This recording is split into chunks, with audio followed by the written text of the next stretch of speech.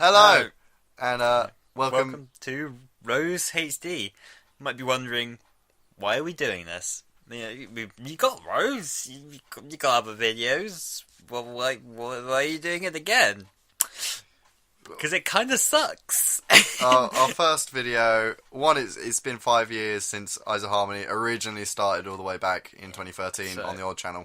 We got you probably see like kind of mini bombardment of videos today. At least I hope.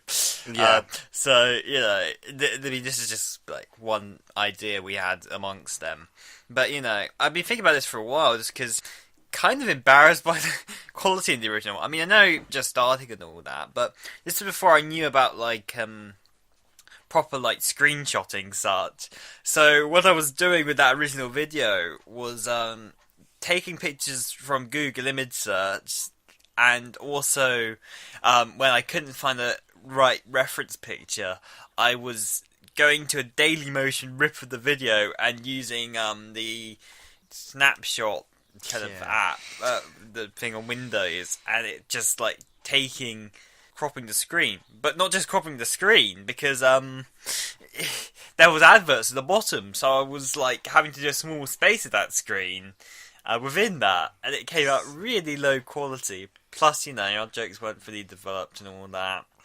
I think in general, like the video itself, like how I think our style has developed quite a bit since then. So I don't think this is exactly our best video, and maybe in the far distant future we could redo it entirely, because I think we'd have far better points now than we did then. But no, that's not going to be for a very long time. And I thought, just for having something on the channel that's a bit better representation, and also it's just kind of an experiment to see how far I come in terms of my editing and how far we come in terms of our discussion. I thought it was an interesting exercise. Yeah, I mean, it's basically like with the classic Doctor Who DVDs when they release a special edition. It's just slightly like with the Enemy of the World, which has been announced recently as we record this.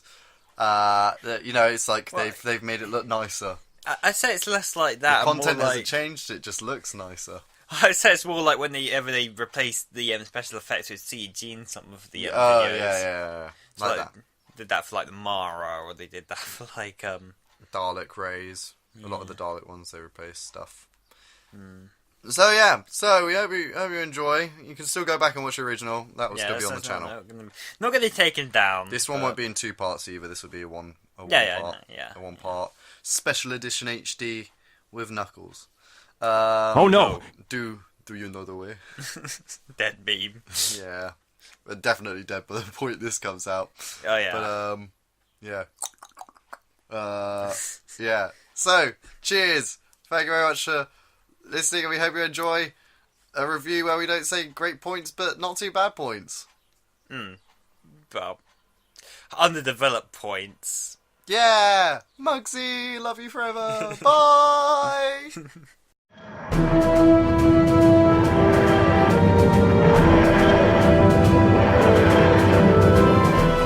You will rob, you or be exterminated. Exterminate, exterminate.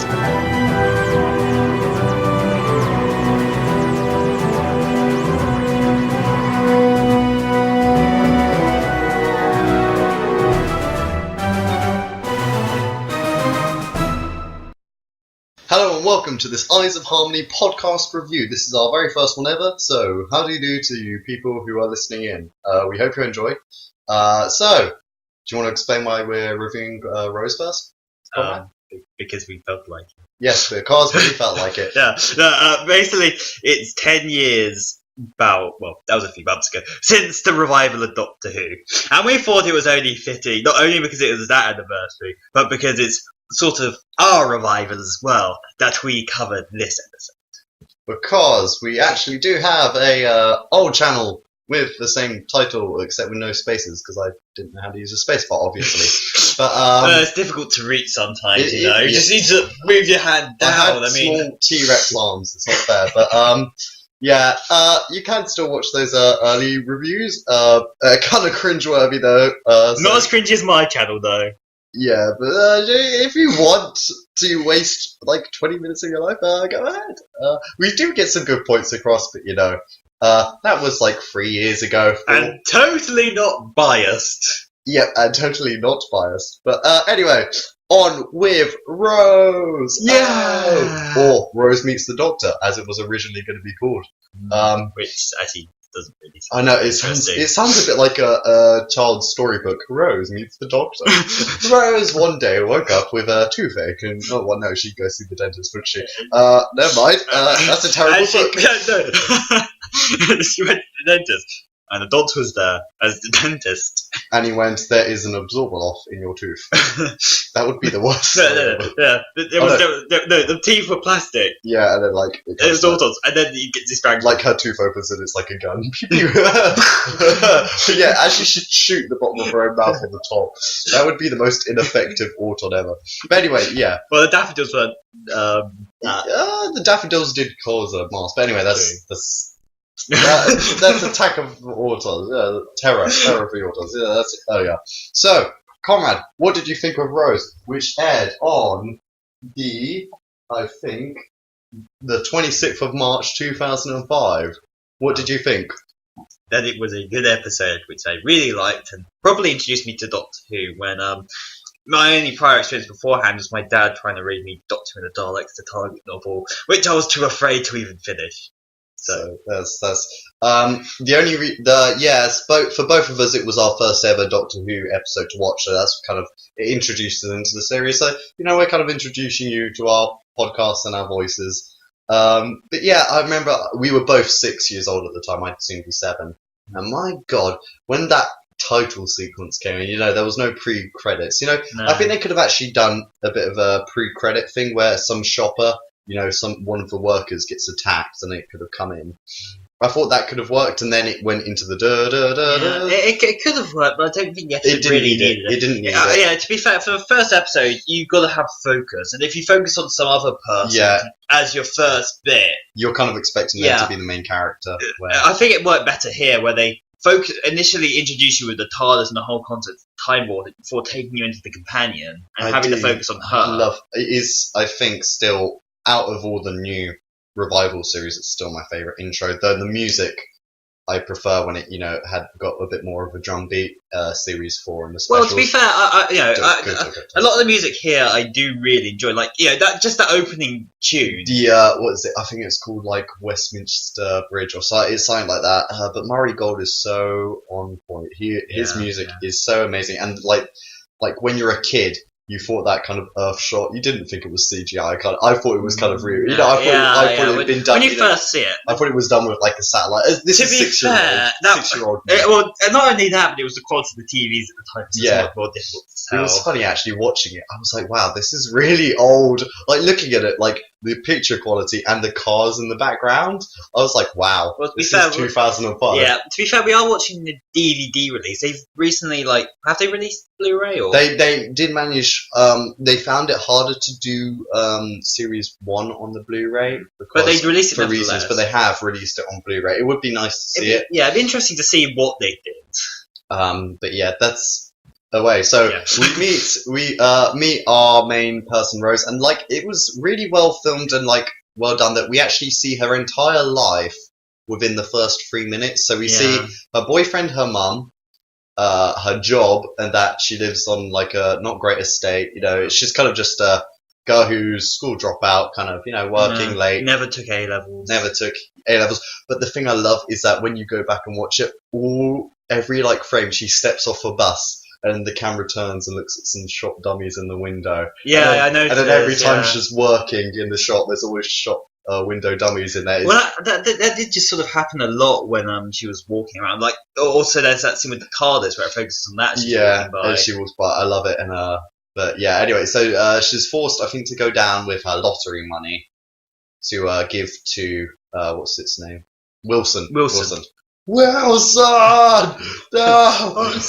I'm sorry, Wilson! But, and then she gets locked in a room with a load of shop window dummies who start walking, and what was great was they added that kind of plastic sound, that kind of this. It's subtle, but... And one Auton starts walking towards her, and then others join. And, fun fact is that they actually had a massive zip down the back of their head. They weren't Slovene, but they had massive zips which were actually edited out, like, kind of Photoshop for video, and like they've done a really good job. That's why you don't see many shots of it actually behind them, because they had to edit it out. But when he does that turn, it was like, oh, it was really well done, and like the movement. But yeah, I want to know how that door slams, because literally nobody pulls it. Was it just a alien gust of wind? The door was made of plastic. Oh, that would make sense if that was true, but I think it's metal. Yeah. But that would have been, or the hinges were plastic. Yeah. It just went, screw you, girl. We're gonna kill you. Thing is, why did they need to reveal themselves then? That's my question. Because she wasn't doing anything. Well, no, they had before. They killed Wilson. I know they killed Wilson, but maybe that's because Wilson would realise that they were alive. I don't know. But yeah, so then the Doctor meets her and goes, run! And I always love that shot. Apparently how what Russell T Davies wanted it originally was like a door to open there to be a bright light around him, just to be standing there and be like, and I thought that would have been quite good, but I quite like just the grab of the hand as she turns to look at him. It's more subtle. Yeah, and then like I think the light would have been a bit much. Yeah, and so then they run away with the start of a lot of running, and they get into the lift, and then they have this great dialogue where it's just like college students. It's like, why would it be students? It's like, well, no. It's actually a pretty fair enough reason, Yeah. You see all these prank videos these days online of people doing that, and it would make sense. But It would. then we see the sonic screwdriver, and I don't know, they did this weird effect this time of this kind of like square kind of. I think it's the only time they ever did it. But there's this like kind of square stuff that comes out of it. It's the weirdest kind of effect. No, they kind of used that again for like the yeah. sonic gun. Yeah, for the sonic gun they used it, but it's the only time that it did this kind of square thing, and then so they disable the lift and then he runs out and is like, oh, what's your name by the way? And he's like, I'm the Doctor, run for your life. And it goes to the door first. I love it, yeah, I love it how like they only showed him for like small periods of time, so you're like, who is this, because he is the main character, the show is named after him and we barely get to see him. Yeah, that kind of helps the mystery though. He's just sort of... No, I love how they did it, because it's like, as a kid I was like, who is that guy, like he's Doctor guy, who is this fellow, who is this chap? In the leather jacket. I mean, I'd seen the trailers beforehand. So. I don't think I must have seen them, but I wasn't. Yeah, the one with him running from the flames. Yeah, the flames. I think I'd probably seen it, and my mum was like, "Oh, I'll watch that." She doesn't talk like that. Sorry, mum. But yeah, and that's why we watched it, because my parents had watched it. Anyway, yeah. So I love it when she leaves the shop and there's the explosion. Oh yeah, that's a really nice shot. And then as she runs away, the music kind of goes. It just like it's holding this note. They did that a lot in the classic series as well. Sometimes, like I'm just thinking back to like Five Doctors. They do that, for example. Yeah, that. And like that was really nicely done with the titles. I don't think as a child, I paid any attention that it was the box that it was doing. I think it was just sound effect, but I noticed it now. Yeah. And then I think that it goes back to she wakes up. No, then it's the night time and she's back at home. Yeah. And Jackie, I always find Jackie funny. I've always kind of liked Jackie. Yeah. Who? Mostly in this series. Series 2 she's a little more. Yeah, she became better. But yeah, fun fact: Jackie was originally named Judy. Yep. If you didn't know that, that was according to Russell T Davies, what he originally called Jackie. Which I think Judy just does not work. No, I think it does. I think we just think of it because she always has been Jackie, and we can't think of her as anything else. But I think the name works fine, but it didn't really. I think it suits the kind of estate she's on better though. Like Jackie, more than Judy sounds a bit more kind of posh. Uptown girl. But yeah, and then Mickey then appears, originally called Muggsy. What is Muggsy even a name? I guess it has to be. I guess so, but yeah, so Muggsy appears, and he I really love Noel Clarke.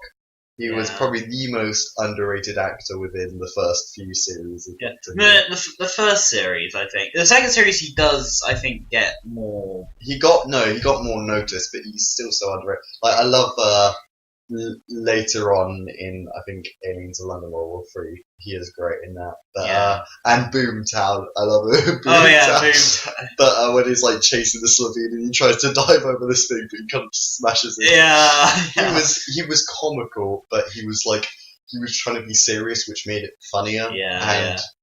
I just love Mickey. And he goes through a relatively interesting character arc. He starts off as a coward in this episode, and then by the end, when we last see him, and then by the time we see him in like Army of Ghosts, he's like he is the hero. He is like he didn't need the Doctor, and I think that's what the main thing of that they've kind of lost in Doctor Who like today is that the Doctor improved people as they were. The Doctor makes people better people, Rose was just a school dropout, and then she became, quote, the best companion ever. I did quote things, But, and you compare it to, like, Amy, for example. Yeah. And the Doctor brings her along, completely removes her from her life that she was. Her life. Yeah. and then by the end of the series leads to their deaths. Yeah, that is true. God, the Doctor turned into such a dick. But God, Doctor, what do you want? But so then Mickey tries to get it to go to the pub to watch a game, which I always thought watching back is quite funny. But it's like when Mickey's like playing with the hand. Mickey, as he leaves to go put the hand in the bin, he mimics it strangling him, which was really smart. So when Rose sees it strangling the Doctor later, she thinks it's just saying that. I love like the Doctor's face when he looks at Rose. It's like, help me! What are you doing? Like, just ignore it. Can you just imagine that if you were being strangled by this plastic arm and like this person just walked past you with this like cup of tea, no coffee? I think they have. Doctor, can you stop that? Like, you need to drink a coffee, okay? You asked me to make it for you, and are you turning blue? And imagine if the Doctor regenerated because she just didn't notice that it was actually being attacked. But so I think then it wakes up the next day because it goes into the bin where we start to feel like it's moving. And everybody's like, oh no!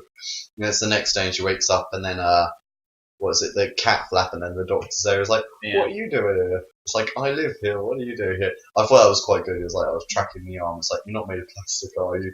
And he goes to leave, and then she pulls him in, and then like Jackie tries to seduce him. He's like, I'm in my bedroom.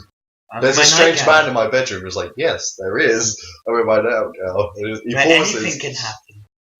No. It was also really good because it showed the Doctor wasn't promiscuous. And for you viewers who don't know what that means that you sleep around a lot. So it showed like good morals for kids, I guess. But I mean, I don't see. Most kids don't even remember that. Probably. Well, there's actually going back and listening to the dialogue really carefully. There's loads of adult jokes in there. There really is. Yeah. Like when the Doctor's being attacked by the hand, she's going, well, you know what they say, give a man a plastic hand. It's like, Russell T Davies, you dirty man. And later on, when like she appears at Mickey's flat, it's like, oh yeah, anything to get in the bedroom. It was actually really adult. And I think it lost that family part, but I do. The Doctor does some alien stuff, and he does like the part which always confuses people is where he goes look at the ears because it makes it sound like it's just it's just regenerated recently. Well, and then they also show later that he had several adventures, but he might not have even looked in the mirror since his regeneration. Yeah, John Hurt. Someone on YouTube I think did actually a really good explanation of actually how the journeys, all his 3 journeys, connected. Those 3 ones which they listed, how they all connected. And then he got to Rose, and it was actually really well done.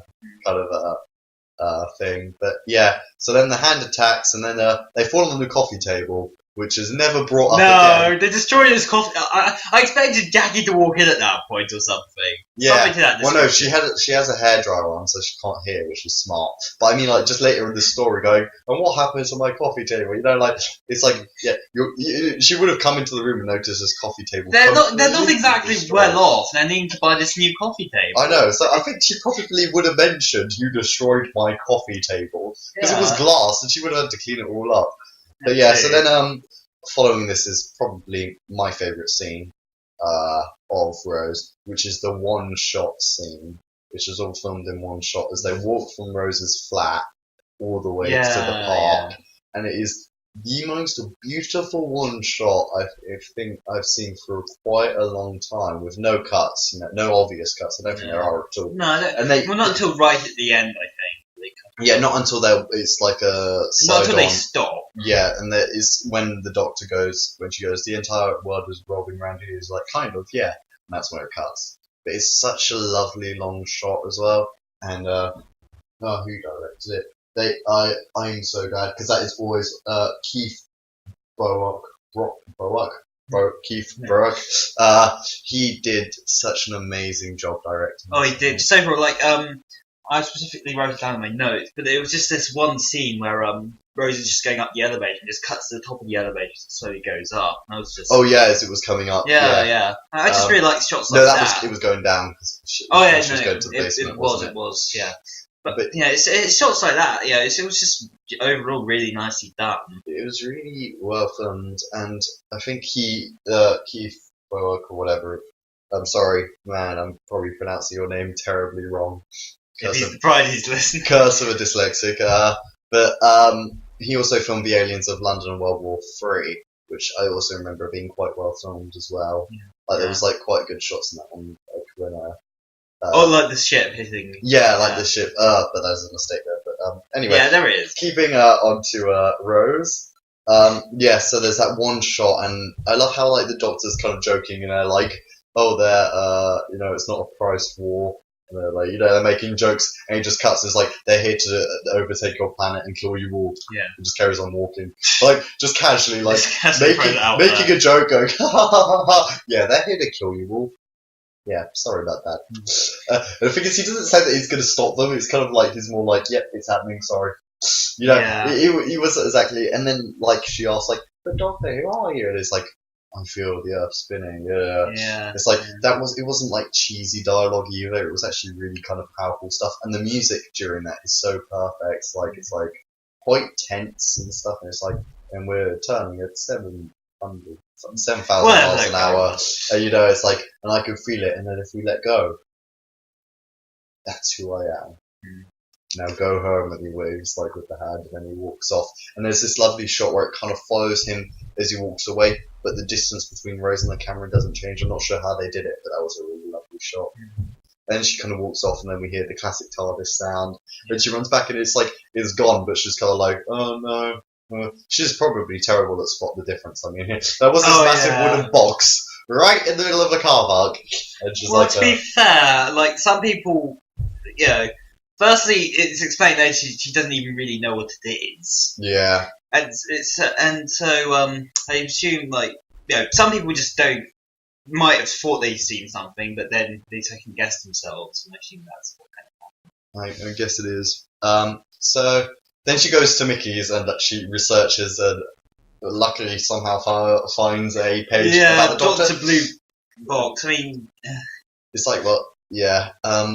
You would have thought Eunice or something would try to cover that up. Yeah, and I think they probably would have found the site kind of straight away of "Have you seen this man?" Yeah. But I mean, what is she using? Searchnet.com or something. It's you can use Google. I don't know what the hell she's on. But I love it when Mickey's anything to get in the bedroom. Don't read my emails. Mickey always makes me laugh. Yeah.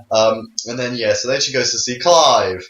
Now Clive is probably one of my favourite sci-fi. Oh yeah, he's rather interesting. But the one thing which always gets me is when the kid opens the door and goes, "Dad, it's one of your nutters." It's what kid of 10 years old is that rude to a complete stranger? Well, it could be interpreted as Clive is so negligent and so focused on finding the Doctor that he doesn't have time to teach his kid good manners. True. But I mean, I would never say that to a woman of that age. She's not exactly unattractive. So, you would be kind of more shy at that age. puberty is kicked in, yeah. Well, maybe it hasn't for him. I would be very kind of nervous and like, oh wow, there's a fit chick at my door, and like that kid. It always gets me how rude he is. I'm like, you have a terrible parents, and that's why later when that thing happens and is in it later, I'm always like, run, child, run. I laugh hysterically and evilly at that when that occurs. But anyway, so Rose goes into Clive's shed. Yeah, that is what happens, viewers, if you have not seen it. They go into the shed, and she's kind of. I love this scene where he's like, I couldn't, and he explains, that people could intercept it, and it's true, people would be looking out for it, especially UNIT and so on, Yeah. And then he's explaining, that the Doctor's dangerous and. It's a title passed down from man to son because it's quite cool because it's kind of giving false information to the audience who, if they don't know who the Doctor is, it's like, oh, so is it a man to son thing? Because like I had no idea what regeneration was. Nobody did, Well, I think I did that. I think my dad explained it. Oh, I didn't know at all. But no. I think at that point it might be nice if he like held the picture like a previous Doctor and said like man to son or something. Yeah, like that. it's like, but he looks the same. Yeah, but I love that. I think but then during it, Mickey gets attacked by the wheelie bin, which is a really smart idea because wheelie bins are common household objects. Everybody has a wheelie bin. And the CG on that when he actually gets stuck is actually quite impressive. Quite good. Like, you can say what you like about the rest of it, but the bit with his hand actually being stuck to the bin was actually pretty convincing. Good. It was when it was at the side angle, did it look a bit iffy, but this is 2005, let's be honest, it didn't have the biggest budget ever, So, I give it, I'm fine with it, but the thing which annoys me is the burp, because it's right in the middle of this dialogue of saying the Doctor is a dangerous man. If you've seen him, then God bless your soul, because because he's got one constant companion, death, and then it's just a burp right in the middle of it, and it totally kind of, when I was watching it again, it totally just took me out of it and going, wow, that was just unneeded. Like they could have done it if it was at the end of the scene, and then he got kidnapped. Well, it was sort of. It was the end of that dialogue exchange. But then he carried on afterwards. Is the thing. If it ended with that. And then, or it started, like, as soon as she went into the house, then it happened. That would have worked, but it's because it was slap bang in the centre. Yeah, I agree. If you guys watch it, you can. I'm not sure if it's just me and Conrad, but I just found it quite jarring. But anyway. I have one more thing to say about that. Whoa, sorry. Well, at least, one thing I can say about that, in terms of the positive light, is that it was kind of built up nicely, and I think the first time you watch it, you do laugh at that because he had this tense scene that does burp. Watching it now, especially, it does take you out of it. Sure, yeah, I think it's. I think how they set up it actually happening in the first place, it was funny to begin with. Yeah, like when you saw this wheelie bin move, it was quite comical. Yeah. But like, I don't know. Yeah, looking back at it as an older, more mature, hopefully, person.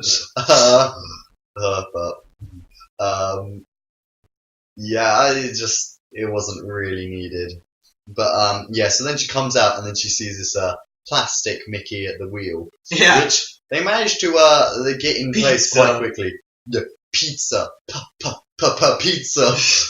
And like but like the hair, have you seen it? It's like perfectly like kind of like I quite like that. But the thing is when he starts driving. My God, if he drove like that all the way to the restaurant, he would have killed like 24 people. It's like one side of the road, then the other side. It would have been okay if, when he started. But like, you could see he carries on driving. Like, if I was Rose, I'd be like, what the hell are you doing, man?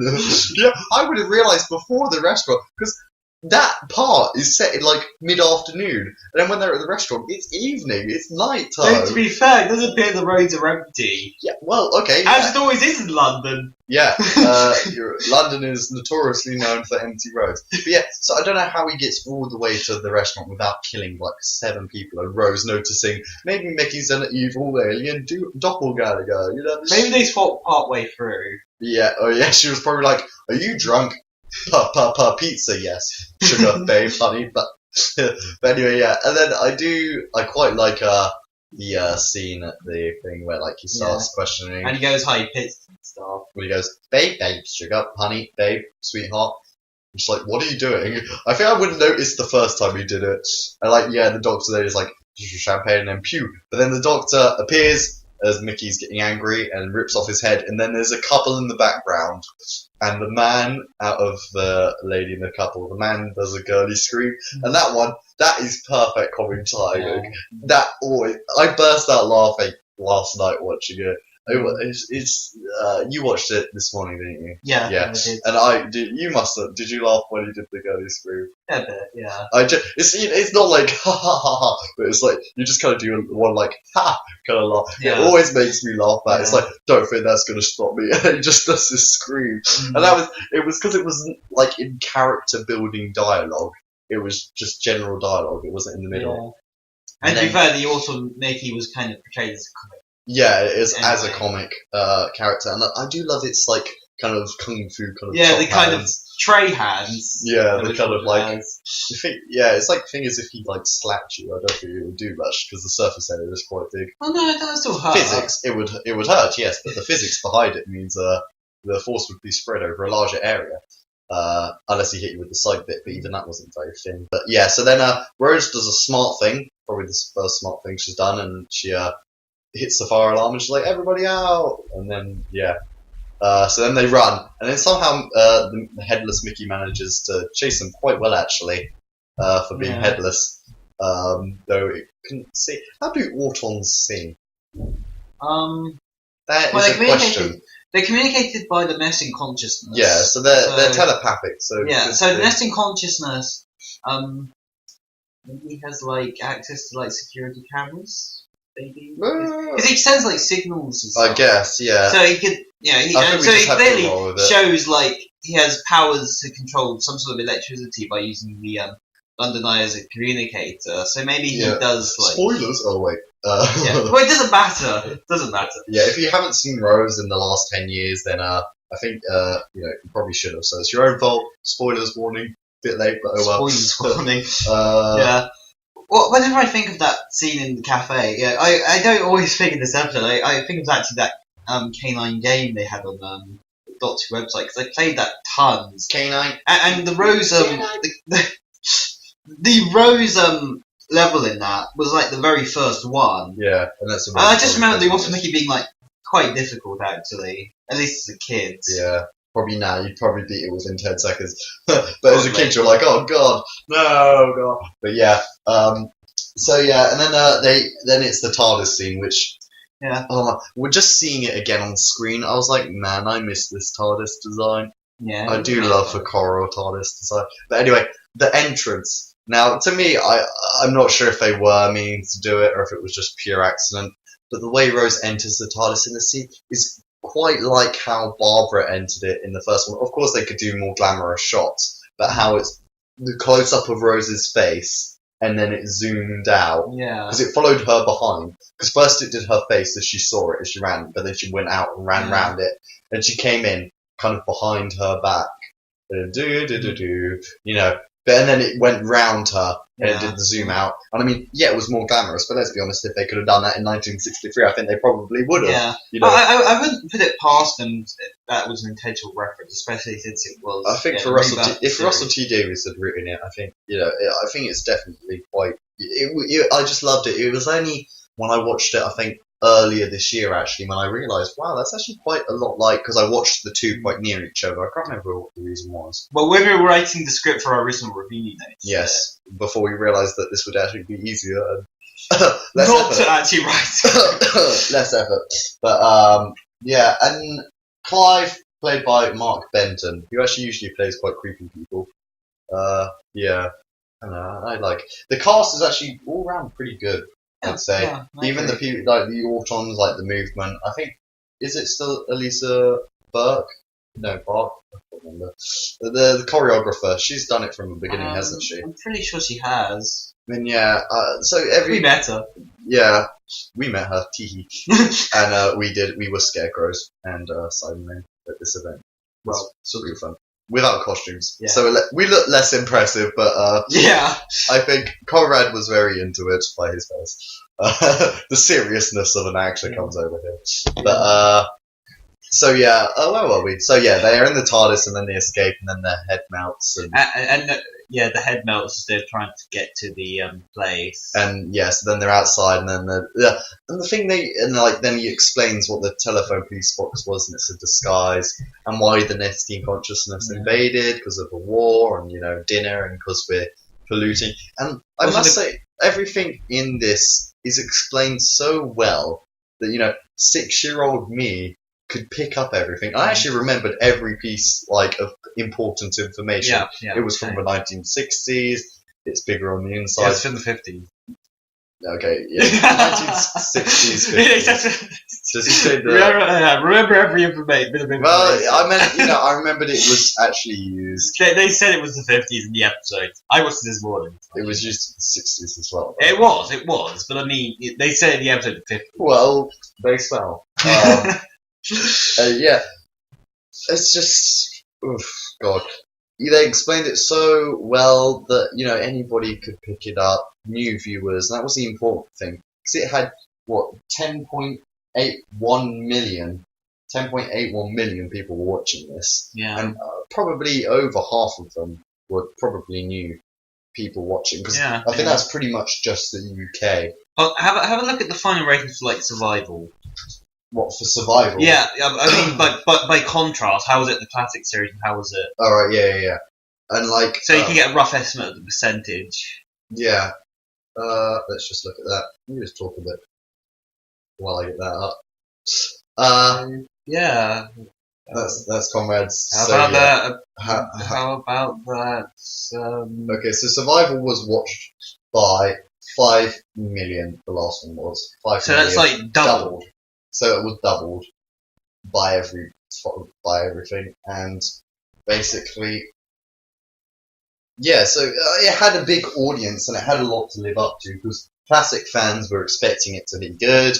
Because it started production in 2003, so I think that's probably why Series 1 had probably some of the strongest overall season. Probably because it had 2 years really to work on. Yeah. Sort of. I mean, it was more. I think the first 2003 was more planning. Russell T Davies, I think, had already started his kind of preliminary planning when he had to, because he had to say it to the producers at the BBC. Yeah, I'm pretty sure that all happened in 2003. Yeah, he did. He was doing that, but I mean, he probably had to present something, so he probably already started writing one episode. Sort of. I can't remember the exact story, but I think it was just. I don't remember exactly. There was a story to it. Probably. You can look it up on Google, guys. Yeah, guys, we're not doing everything for you. Yeah. But, this is a show which you're watching for free. Don't expect us to do any more. We've done everything. I've told you, they originally Judy and Mikey, but that's enough trivia for you. So no more.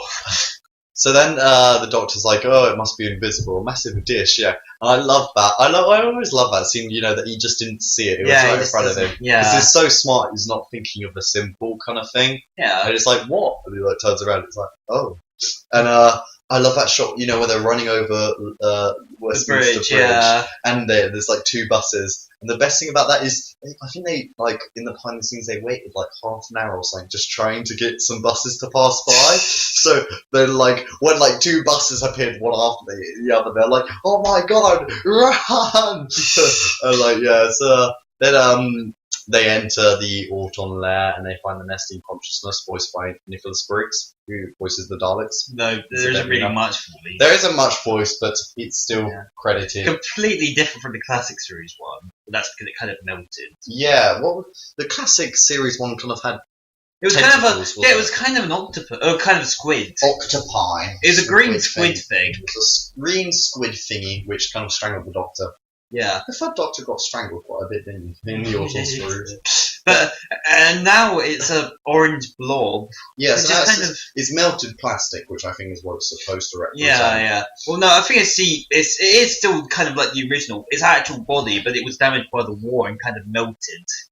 That makes sense. And so they find Muggsy, Mickey, and so the Doctor, he introduces the Shadow Proclamation. Actually, he does. He's like, I record talk By the after Shadow Proclamation. 54th article of the Shadow 52nd, or Whatever Shadow it was. By the Proclamation. Shadow Proclamation. We're trying to sound smart here. Just Do we're trying. you think he actually planned what the Shadow Proclamation were?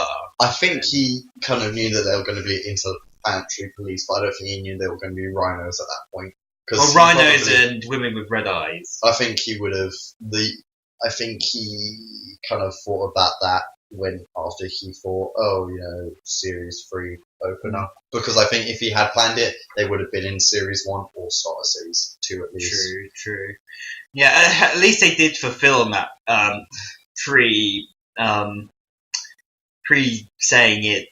That's probably I don't know how to phrase it, but unlike say, they mentioned the terrible Zone in the classic series several times, he never appears.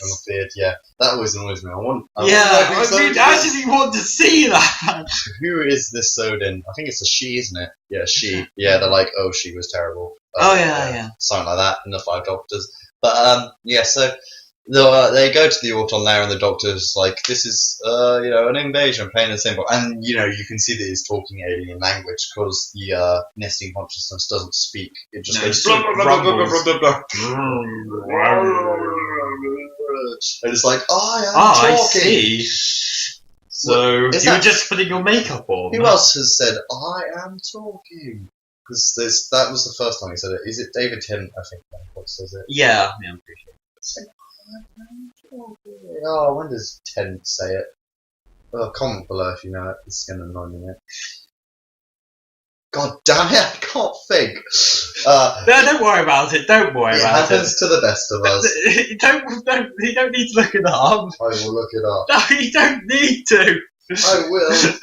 It's not important It's for this review.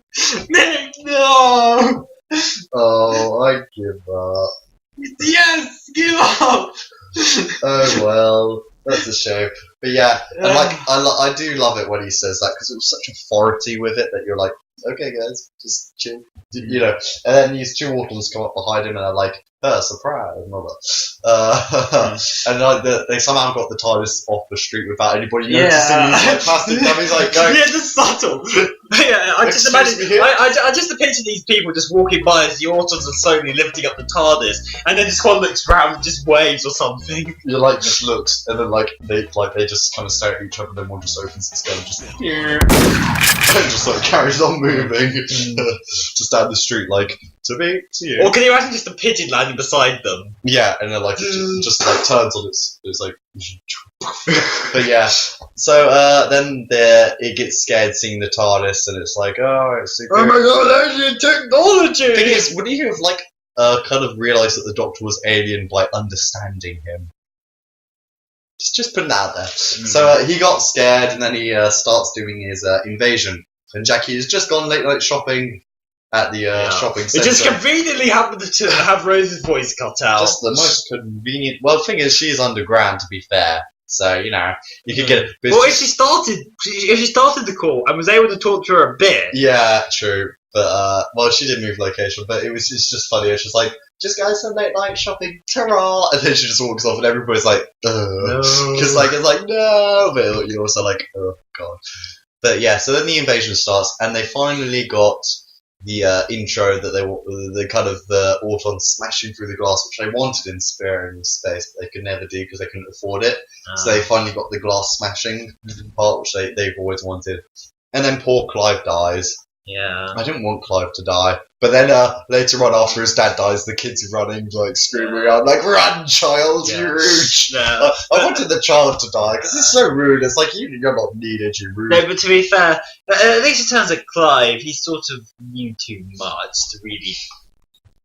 True. I mean, but he's like, oh, it's all true. And the gun opens, and he kind of does this sigh, oh, god damn it. You know when you die in a video game and you just kind of sit there, kind of so pissed off and can't say anything, you just kind of tilt your head, that's the kind of thing he does. That's my experience at the Nintendo World Championship levels of Mario Maker. And he is literally well, this is just brilliant. And it's so he dies. But actually, not many people die on screen. No, not which too I many. thought, they could have done it like in the classic era of just this kind of smoke bomb kind of. They sort of did. You see it a bit, but I mean, they didn't do it off any people. And No. I mean, Spearhead in Space are like the best death ever of a front flip. Have you seen that guy die? He does this front flip. We've got to show the front flip. While I'm saying this, the front flip is like the best part. I always look forward to the front flip in Part 4. I'm like, whoa! But yeah, there were no front flips, which I was disappointed about. But then Jackie sees the Autons and runs for her life while throwing her shopping on the escalator. I'm So like, the handbag. no, it's because she's got her handbag, I think, in one hand, and then she just goes, No, she just drops on the elevator. and she kind It's of her red flicks it. handbag. It's like, It is. I'm pretty sure she had Yeah. a white handbag. Oh god! I will research. And so she throws one of her bags onto the escalator, and it's like, I'm sorry. Even if I was running for my life, I wouldn't throw my stuff away. I think because when you're scared, you automatically nerves kind of go into a fist. Yeah. So you're more holding on to stuff more than letting it go. But in fact, it does save us a bit of weight, I guess. True. I don't know why we're talking about this anyway. So there's the anti-plastic, and Mickey is super coward at this point. He's like, no, just leave him. It's like, oh, shut up, Mickey. And so then Rose kind of does her Tarzan swing on a chain which she doesn't even know could on her way. It's so lucky. The series could have ended terribly. What happens if she swung halfway and it wasn't even connected to anything the chain? She just kind of fell into the Nestie's consciousness. And then the doctor's like, well, just the credits roll do do do do do. But I always wish she kind of did a Tarzan scream as she went along, because it was like, just as they went down, because that was. It's just kind of, she didn't really check health and safety, Yeah. and it's lucky even. Not a good message. Yeah, not a good message. Don't swing on chains, kids. It's not safe. But anyway, That's no good. as she's kind of chopping down the chain to swing on it, Jackie's being attacked by this the bride Autons, and there's always one mistake which always annoys me, which is at the side. So one opens its gun, a second opens its gun, and then there's a side shot of all three with their guns open, but then it shows a third one opening its gun, and it's like, oh, they've all opened their guns. I assume they probably meant it for the three to open their guns and then that happened, but that might be a boring shot if that did just do that. Yeah. It doesn't matter too much. I barely noticed it when I was watching the episode. I notice every time. It's one of those things which now that you've seen it, haha, viewers, you're listening to this, you'll never not see it again. Well, I was told and I didn't see it. Well, that's because you slept. But, if you look for it, you will always see it now, and I'm one of those people who never forget those things. I always see it, in the 50th, where it's got his scripts on the TARDIS console. Hey, Nick never forgets. I never forget. I never forget mistakes, and that is one I will never forget. I'll be on my deathbed and go, God damn it, those Auton brides! Why did you open 3 times? But yeah, so then Rose knocks the Nessie in consciousness, and luckily the anti-plastic. Yeah, luckily with the anti-plastic falls into the Nessie in consciousness. Yeah, that was a weird angle, because you would have expected the Auton, since it's holding it, it would have just fallen backwards and just thrown it on the back of the. Yeah, I do not know. It was just plot convenience. Yeah. Whatever, doesn't matter. We still enjoy it. So then, my favourite part of the Autons breaking down, and the best thing is if you add some dubstep music, or just any song really to it, if you add it in, it looks like they're dancing. Their breakdown is like... I thought that more with the Sidemen in... Sidemen. That's more like, I just can't get you out of my head. But yeah, this one's more just kind of robot. They're doing this oh yeah. I kind of wouldn't be in for another couple of seasons. But yeah, I do love the Auton movement, kind of how they do that. So then they've saved the day, woohoo, the Doctor invites her on, and she basically leaves while being a massive dick to Mickey she goes, thanks, and it's like, for what? And she goes, exactly. It's like, well, that's just rude, you have been dating this guy for a while, Yeah, but presumably she's just not happy with how he was such a coward. Yeah, true. Which leads to his character development later. True. It's so harsh. It's like, thanks for nothing, basically. You suck. Goodbye. I would never leave someone like that. I just go, tell my mum I'll be back, or, something like that. But, Well, no, and the thing is that beforehand, she initially says, I've got to stay. I've got to look after Mickey and I've got to see my mum. Yeah, and then he comes back and it's like, and it's in time. And it's just like, whoa, that changes everything. Blah, blah, blah, blah. But I like how it's later revealed the reason why she did it was to meet her father and change that. Yeah. Well, yeah. It's kind of what it's referenced, so that's when he says in time. She's like, whoa. But to be honest, even someone, I wouldn't even care if it was a time machine. You know, like, just going to see other planets would be pretty epic. Yeah. Well, they don't do in episode 2. So yeah, and then that they go to Satellite 5 in episode 2. Yeah, they don't even get further away than Satellite 5. No. Until new.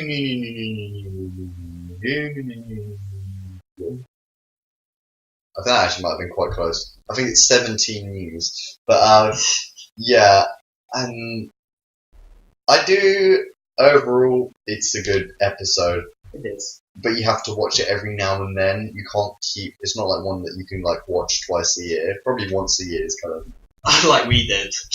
It's one of those like it's 8 out of 10. I'd give it. Yeah, something like that. 8.5. Thing is, I just don't want to push it any harder. I think 8. I've been pretty solid on 8 ever since I rewatched it. So for me, I think it's an 8.5. Slightly. I think for me, it's slightly better. 8.2. Okay. I will be kind. 8.2. But that is the Autons. I think were the right creature because they didn't have to explain much about them. They were shop window dummies that came to life. Yeah, it wasn't complicated. Yeah, it was a threat which is all around on Earth already. So you don't need to introduce you don't really need to introduce invaders from outer space. Really, I mean, kind of the Nest in Consciousness kind of was, but it was very simple. It was simple. You have mannequins everywhere. Yeah, and it's sort of showing the threat of the real world. Yeah, it's a good way in order to introduce because they didn't need to be in it too much. It was kind of we knew that they were going to have a final invasion attack when they were attacking, coming to life. But like apart from that, and it was just so well paced. This episode, there's never one like scene where you're like, well, this is boring, or you're kind of like looking at the clock. I didn't find myself doing that at all because it was so well paced, and it's a shame that kind of there's episodes nowadays which can't kind of do that at all. Well, and like they had way more to fit into this story. They had to introduce the Doctor, introduce a new companion, the TARDIS, the sonic screwdriver, the concept of bigger on the inside. Like that's already like. To be fair, they introduced a lot in the Magician's Apprentice. True. That was yesterday for when we were recording it. For when we were recording this. So good! We like the Magician's Apprentice for whatever you say. Well, I think a lot of people do. Just judging my reviews. Like some people say it's 50-50, but I think it's more 75-25, 75 liking it. Because I think it's Moffat's best script for a while. But anyway, this off topic. Yeah. Russell T. We're talking about Rose! Russell T. Davies. Rose, when you look back, as a child, she was like, favourite companion because she was your first one. Yeah. And like, you kind of get introduced into the world of Doctor Who through Rose's eyes, and that's why I think when Rose left in Doomsday, I was way more heartbroken than any other companion movie because I was way more connected to Rose because we started this adventure with her. But, I definitely feel like she's still not that nice a person, really. She's still quite selfish. Well, the thing is, the Doctor makes a comment, which I think kind of describes her, about the whole world revolving around her. Yeah, it's like... And I think we do see that a lot over the series, that she just feels like she can do whatever, and she thinks that everything does revolve around her. And she's like, so really you think the world revolves around you? And it's like, yeah, kind of. Yeah, sort of. And then she's like, you're full of it. It's like, well, that's kind of... Yeah. It was kind of like a comment about herself at the same time, but not her realising it. Yeah. So she's kind of full of it, really. But to be fair, I do enjoy a lot of that episode she did. Yeah. And actually, this plot point of the thing the world revolves around her is kind of the driving force behind Father's Day. True, yeah, and I love thinking she can do whatever she wants. Oh, I want to save my dad, so I can do it. And she learns the hard way. Yeah. Of kind of forcing her dad to kill himself. But my God, Rose is always one which I enjoy when I put it back on. If I'm not filming Globe watching the brilliant N2 part of the series, which I might actually watch today. then I always watch Rose, I think. Though I've watched it quite a few times recently, so probably not for a while. Yeah, But yeah. Give it a bit. It is just always enjoyable, and the music is always so well done. It's and really well done. It's not too loud or too quiet, and it's not Just the overused thing at when all. they enter the when TARDIS enters for the first time. It's just Yeah. like, Is that the Doctor's theme, or is it just? yeah. I kind of forgot because, like, I remember I had it written down on my piece of paper, and I wrote it down as a Bad Wolf theme, and then the Doomsday theme, and then because I thought that sounded like that the first time. Yeah, I know. Yeah, it's that. I got that- it's kind of it's not. Yeah, it's I got that kind of of confused in my mind for a bit, but yeah, Rose was definitely the perfect start that Doctor. oh Who- yeah, absolutely. If we're going to be introduced for any episode, it's this one. definitely. But anyway, Autons were good. Good introduction. Everything was pretty much on point, really. I mean, Jackie, she's not in it that much, but she was Yeah. introduced for later stories. Same with Mickey. Everything was well introduced. So when we came back to Earth, so that when we came back to Earth, that we already knew the characters. So it really introduced, the setting and everything really, really well. Yeah, and we come back to Earth a lot. Yeah, because we don't really leave the kind of just the space zone outside of Earth for quite a while. Well, yeah. But I think it works in the context of the series. And- I do think it really does. But I think, this draws our podcast discussion review to an end Really? of, for when this is split in two, but it's 52 minutes Yep, at the moment. 52 minutes. Wow, and I didn't even 33, realise it went 30. that long. Wow, this has been a nice long recording. It has. Well, to be fair, it's not that much more than our general Skype calls sometimes. Yeah, this is why we did the podcast, because, my God, We can talk. we can talk. About Doctor Who. Anything else is kind of like, Well, sometimes we can talk for quite a while about video games. it depends what game. Yeah, it does. But yeah. It does. So we hope you enjoyed listening to our voices. Sorry, that Especially mine, because my voice is beautiful. yeah. Yeah, sorry the mic isn't the best. We're starting off. Maybe if we The mic's okay. we might get some better ones. It's decent. It'll do. For the moment. It'll do. But yeah, sorry, that's right. That wasn't. That was a very that'll quiet do. track. That was a very refrained track. Like, That'll do. I don't feel like doing much today, God, we can't. other than meditating. We can't do voices. But yeah, so we think it's 8.2 out of 10. 8.5. Out of 10. Because it could be out of 100. Yeah, That would be really harsh. That would be really harsh. Out of 100. But There wasn't enough Daleks in this episode Yeah, to do bad. there was like a Cyberman Dalek face off. But so what did you guys think? Comment below. We'd love to hear other people's opinions because it's nice to hear what other people have. This is of course just our opinion, so Yeah. please don't hate us for it. Or do, Or do if you do? Yeah, just- it's up to you, really. it's I mean, your opinion. yeah, it's up to the person. You need to be an individual. You can't just be a sheep. Find Oh. your own unique. Not just three of us. It'll be okay.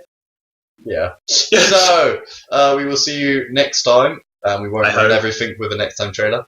For a review, which we haven't decided what to do yet because that's how planned we are. Well, sort of. I mean, I kind of. Spoilers. That's actually quite smart.